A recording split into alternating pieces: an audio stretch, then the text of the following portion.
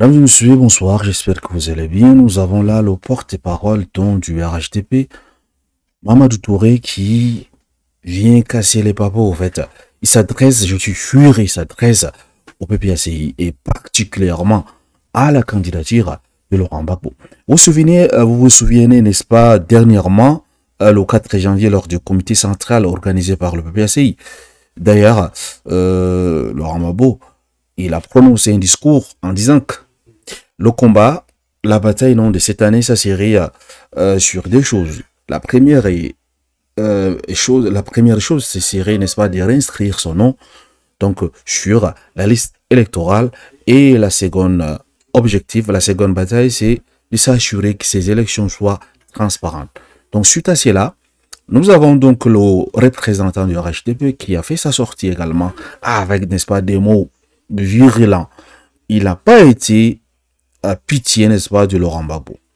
Il disait que Mamadou Touré nous dit ceci: pas d'arrangement politique pour une éligibilité. On parle de qui? On parle de Laurent Gbagbo. Peut-être également Tidjantian, puisque lui également, je me dis, il est franco-ivoirien pour le moment, jusqu'à preuve du contraire. Alors, et Laurent Gbagbo, pour, n'est-ce pas, la justice, il est condamné, il ne peut pas se présenter. Alors, qu'est-ce qu'il nous dit? Nous allons lire ce qu'il a dit. Lors de la première édition du rendez-vous du RHDP en 2025, le 8 janvier, donc 4 jours seulement après, n'est-ce pas, le comité du PPACI, Mamadou Touré, porte-parole adjoint du parti, a affirmé son opposition aux arrangements politiques qui visent à rendre certains candidats éligibles pour assurer l'inclusivité des élections présidentielles en Côte d'Ivoire. Oui, il est fermement contre, il est opposé. C'est là. Et quand s'il est opposé, ça veut dire que tout le RHDP est opposé, en fait. Ça va chauffer en 2025, les gars. Ça va chauffer en octobre prochain. Qu'est-ce qu'il dit? Nous allons lire ce qu'il a dit, en fait. C'est très intéressant. Il dit que le RHDP est la plus grande force politique et constamment sur le terrain. Nos adversaires satisferont des commentaires sur les réseaux sociaux. Moi, pour les élections régionales dans le Haut-Central, les réseaux sociaux m'ont donné largement perdant face à une coalition de l'opposition. Une plateforme même a pronostiqué que je n'obtiendrai même pas 5%. Au final, j'ai été élu grâce à une victoire éclatante avec plus de 27 000 voix d'écart avec l'opposition. La politique, c'est pas magie en fait. Ça, c'est toujours le fameux homme ministre Mamadou Touré. Ça me rappelle un peu lors du discours du vœu de fin d'année, on voit un peu, il y a eu plusieurs comparaisons entre le discours de Tidjantian sur les réseaux sociaux, celui de, n'est-ce pas, de Guillaume Soro, de Alassane Ouattara. Vous allez voir, parmi tous ces gens, Guillaume Soro avait plus de spectateurs sur Facebook, pendant qu'Alassane Ouattara tournait autour, je sais pas, 60 000 seulement, hein. Pas beaucoup en fait, en tout cas. Mais je me dis, c'est dans ces contextes qui veut dire la réalité du terrain, ce qui se passe sur le terrain est différent de ce qui se passe dans le virtuel. Voilà. Et qu'est-ce que les gens en pensent non de sa déclaration? Voyons un peu, voir ce que les gens en pensent non de cette sortie. Par là, n'est-ce pas, les gens l'annonçaient perdant. Et lui, il pense que les autres dorment. Quand on est au pouvoir, on se joue les donneurs de leçons, on parle de demi-douzaine. Lui, il dit quoi? Voilà. Quoi s'il nous dit, je plains profondément les leaders du parti au pouvoir. En 15 ans de gestion du pouvoir, il n'y a personne à qui le président Ouattara peut passer le gouvernail tellement il reconnaît la limite de ces gens-là. Notez bien, une élection présidentielle est très très différente d'une élection locale. Donc, parce que lui, il a comparé les élections locales aux élections présidentielles. Ce sont deux choses différentes. Je suis d'accord avec M. Kwaki Konan. Laurette Enora nous disait ici, les élections locales n'ont jamais mobilisé les Ivoiriens et à cette occasion, c'est la manière dont on a la relation du fils de la région qui se présente avec ses parents et se déroule l'élection. Si les gens ne le suivent pas, ils ne sortiront pas le voter. C'est différent de la présidentielle. Tout le monde, sauf les Djoula, est énervé par la gouvernance actuelle.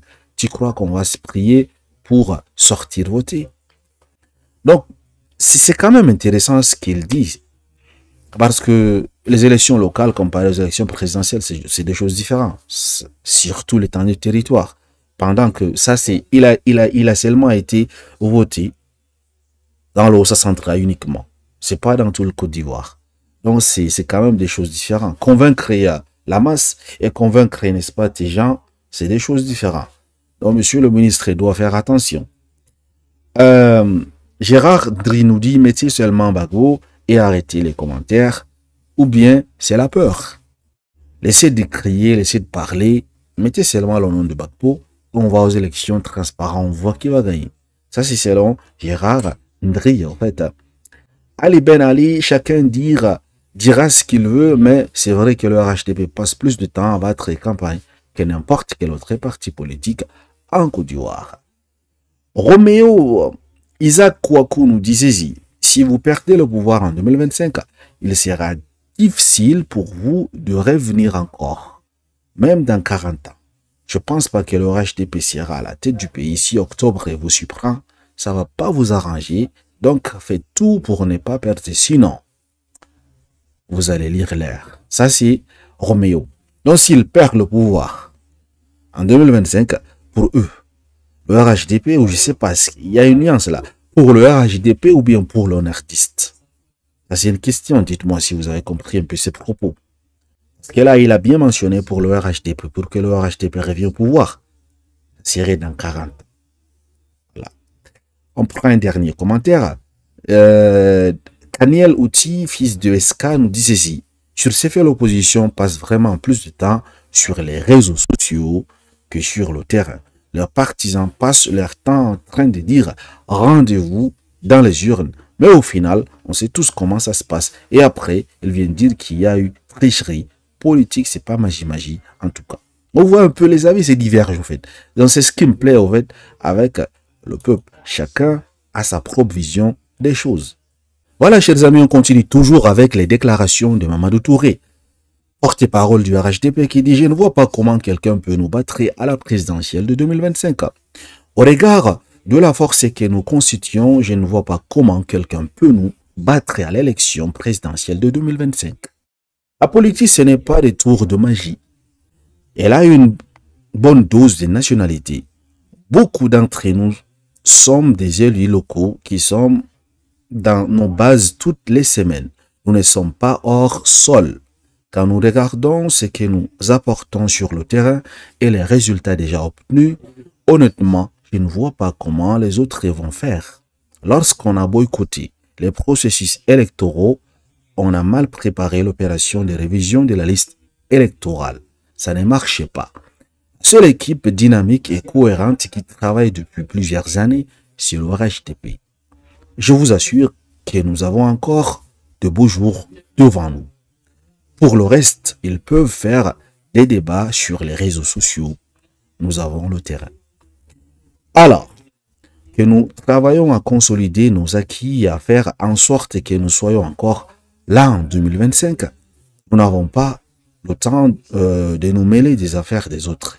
Nous ne le pouvons pas et nous ne le ferons jamais. Nous sommes en train de travailler pour conserver le pouvoir. Nous n'avons pas Dieu pour ce qui se passe ailleurs. Nous allons bel et bien notre candidat. Donc nous avons bel et bien notre candidat. Il s'appelle Alassane Ouattara. Il est le candidat le plus redoutable et nous irons avec lui pour gagner cette élection afin que le président fasse son deuxième mandat de la Troisième République. Voilà, c'est les déclarations de Mamadou Touré rapportées par Elo Jikuyo Festa. Voilà, vous avez suivi. Donc, ils font tout pour conserver le pouvoir. Ils ne se cachent pas, hein. Ils disent qu'ils font tout pour conserver le pouvoir. Donc, pour les gens qui veulent, ses partisans avaient déclaré qu'il va mettre le RHDP KO. Je pense que si jamais il valide sa candidature, parce que ça, c'est un obstacle. Donc, sache que Mamadou Touré, il dit que le RHDP veut conserver le pouvoir. Donc, il faut vraiment vous préparer, en fait, les gars. Le PPAC est la même chose. Si jamais le nom de Bagbo est réinscrit sur la liste électorale, préparez-vous parce qu'ils disent qu'ils veulent conserver le pouvoir. Ils ne sont pas prêts de partir. La seule chose dans sa déclaration que je ne suis pas d'accord, c'est de parler du futur alors que on ne sait pas ce que le futur nous réserve en fait. Ouais, un peu. On ne sait pas ce que le futur nous réserve. Parce que les élections, les gens peuvent être avec vous. Peut-être vous allez penser que vous faites des choses, vous travaillez. Par contre, le peuple, ils ne veulent pas. Hein. C'est possible. Donc, ne soyez pas surpris. Donc, après, au 26 octobre, ne soyez pas surpris en fait des résultats dans les urnes. Et la deuxième chose, ils se félicitent d'être tout le temps sur le terrain. Ils sont au contact du peuple et toutes ces choses. Mais le problème, c'est que la loi, garantit aux différents partis politiques, dont la subvention annuelle que la Constitution garantit à ces partis politiques, est-ce que vous les versez au fait? Vous les versez pas à ces partis politiques. Comment est-ce qu'ils peuvent donc également faire comme vous le faites sur le terrain tout le temps? Parce que vous avez le pouvoir, vous avez de l'argent. Certains partis politiques font avec les propres fonds, d'autres cotisent. Pourquoi? Parce que ces subventions, ça vient pas. Et souvent, même si ça vient en compte-gouttes. Ouais, il faut régler cette situation. Vous ne pouvez pas comparer un parti qui a le pouvoir, qui a l'argent, qui a tout à sa disposition, et dire que ce qu'ils font sur le terrain, c'est si. Non. Alors que d'autres partis n'ont pas de financement. Mais malgré cela, ils font de leur mieux, en fait. Donc, je pense que c'est pas bien de vouloir c'est montrer qu'on est bien, en fait. Ouais, un peu. Abakar Rima, ça nous dit, après la mort de Ouattara, les Ivoiriens ne doivent pas voter le candidat du RHDP vu que seul Alassane Ouattara est capable de diriger. Les autres ne sont pas compétents.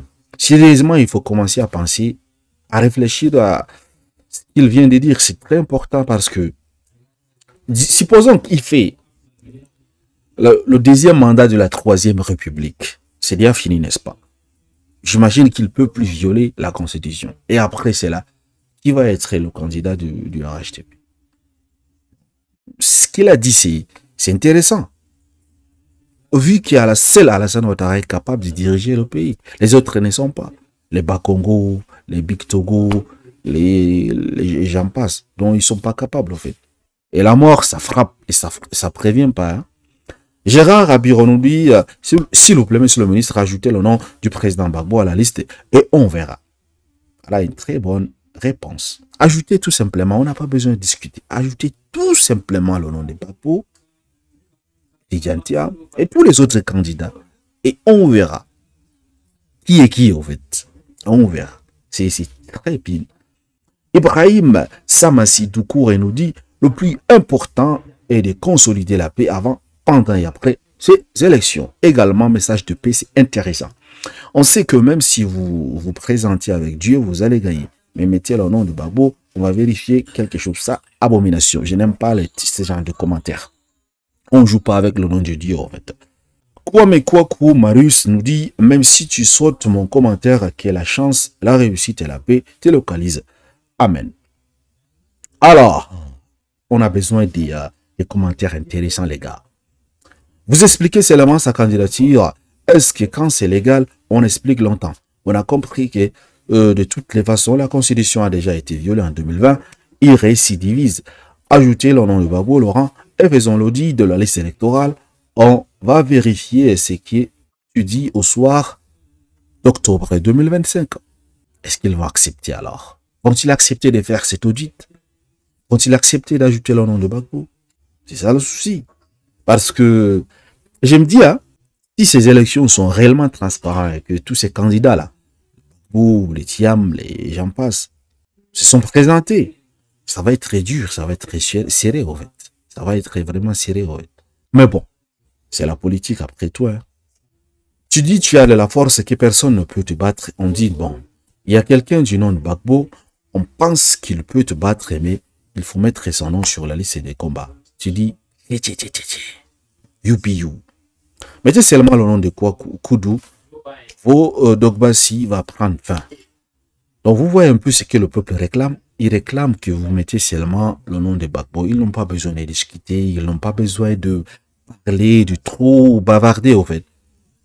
Il demande au RHDP, au gouvernement, si vous êtes garçon, si vous n'avez pas peur, si vous savez qu'Alassane Ouattara est un candidat redoutable, comme vous dites, remettez simplement le nom de Bakou. Au lendemain des élections présidentielles de 2005, vous allez donc discuter est-ce qu'il peut encore déclarer la même chose. Je dis bien que ce soit à condition que ces élections soient transparentes. Chers amis, ces commentaires, ça peut pas finir. Il y a jusqu'à 1000 commentaires. Les gens ont beaucoup bavardé. Dites-moi également, qu'en pensez-vous de sa sortie de Monsieur le ministre Don Mamadou Touré, au sujet de Laurent Gbagbo et probablement des Tidjane, parce que lorsqu'on parle d'éligibilité, c'est pas uniquement Laurent Gbagbo, mais également Tidjane. Mais là, c'est problème de nationalité, de double nationalité, où la Constitution dit clairement doit être exclusivement de nationalité ivoirienne. Donc ça, c'est un grand problème pour Tidjane. Je ne sais pas comment est-ce qu'ils vont faire pour résoudre ce problème. Merci de m'avoir suivi. Excellente soirée à vous. À très bientôt.